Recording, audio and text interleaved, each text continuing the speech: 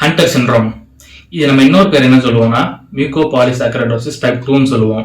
இது நம்ம ஏன் ஹண்டர் சிண்ட்ரோம் சொல்றோம்னா, இது முதல்ல டிஸ்கவர் பண்ணது வந்து டாக்டர் சார்லஸ் ஹண்டர். எப்ப டிஸ்கவர் பண்ணா, இன் 1970 அவர் வந்து டிஸ்கவர் பண்ணார்.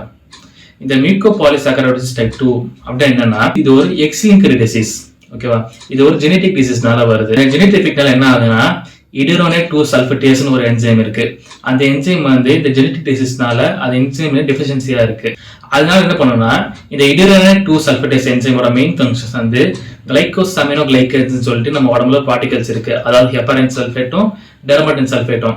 அதை பிரேக் பண்றது முக்கியமான வேலை யார் பாக்குறதுன்னா, அதை இடிரோனேட் 2 சல்ஃபேட்டேஸ் வந்து பாக்குது.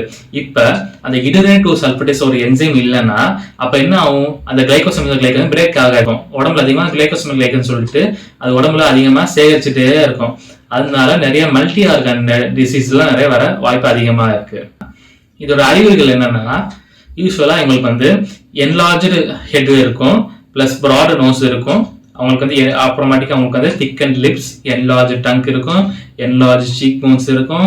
அப்புறம் அவங்க வந்து ஷார்ட் ஸ்டேச்சரா இருப்பாங்க. ஹியரிங் லாஸ் இருக்கும் அவங்களுக்கு. இது ஹியரிங் லாஸ் மேபி வந்து சென்சரிவல் ஹியரிங் லாஸா இருக்கலாம், இல்ல கனெக்டிவ் ஹியரிங் லாஸா கூட இருக்கலாம். அவங்களுக்கு வந்து கார்பல் டனல் சிண்ட்ரோம் இருக்கும், வந்து ஹெப்படோஸ்பிளினோமெகாலி இருக்கும், ஜாயிண்ட் ஸ்டிஃப்னஸ் இருக்கும் அவங்களுக்கு. அவங்களுக்கு வந்து ஹார்ட் வால் வந்து திக்கனா இருக்கும். ஜெனரலா இந்த சிம்டம்ஸ் வந்து நம்ம நியூரோபதிக்கு நான் நியூரோபதிக் அப்படின்னு சொல்லிட்டு நாங்க ரெண்டா பிரிச்சிருவோம். நியூரோபதிக் வந்து nervous system involve neuropathic, other system வந்து இன்வால்வ் ஆச்சு அது நான் நியூரோபதியை நாங்க வந்து பிரிச்சிருவோம். டயக்னோசிஸ் நம்ம இது எப்படி கண்டுபிடிப்போம்னா, பை மாலிகுலர் ஜெனடிக் டெஸ்டிங் மூலியமா இந்த எந்த ஜீன் டெஃபெக்டா இருக்கோ அதை வச்சு நம்ம வந்து அவங்களுக்கு வந்து ஹண்டர் சிண்ட்ரோம்னு சொல்லி டயக்னோஸ் பண்ணலாம். இது ஒரு மெத்தட். இன்னொரு மெத்தட் வந்து பேஷண்டோட யூரின் பார்த்தோம்னா அதில் கிளைகோசமினோகிளைகன்ஸ் வந்து அளவு வந்து ரொம்ப அதிகமா இருக்கும். அதை வச்சு கூட நம்ம வந்து டயக்னோஸ் பண்ணலாம்.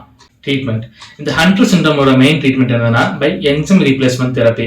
வந்து நம்ம வந்து மேன்மேடு என்சைம் யூஸ் பண்றோம்.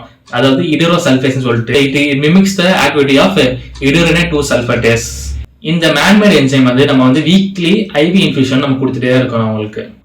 அப்படி நம்ம கொடுத்தோம்னா அவங்க சிம்டம்ஸ் வந்து கொஞ்சம் கொஞ்சமா குறையும், ப்ராக்ரஸிவா வந்து டிக்ரீஸ் ஆகும்.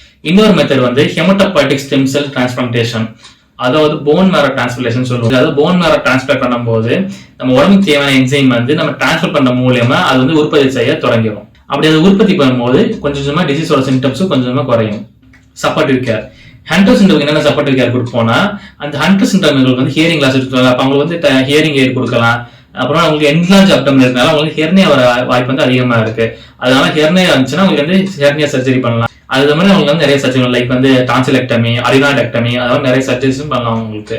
இது மாதிரி நிறைய சப்போர்ட்டிவ் கேர்ஸ் நம்ம கொடுக்கலாம். இந்த ஹண்டர் சிண்ட்ரோம்ல யார் அதிகமா பாதிக்கப்படுறாங்க? உங்களுக்கு வீடியோ ரொம்ப பிடிச்சுன்னா லைக் பண்ணிருங்க, மறக்காம ஷேர் பண்ணிருங்க. இப்போ உங்களுக்கு தெரிஞ்ச இன்ஃபர்மேஷன் உங்களுக்கு கூட தெரிஞ்சா போதாது, இதே மாதிரி நிறைய பேருக்கு தெரியணும். அதனால மறக்காம ஷேர் பண்ணுங்க, லைக் பண்ணுங்க. தேங்க்யூ.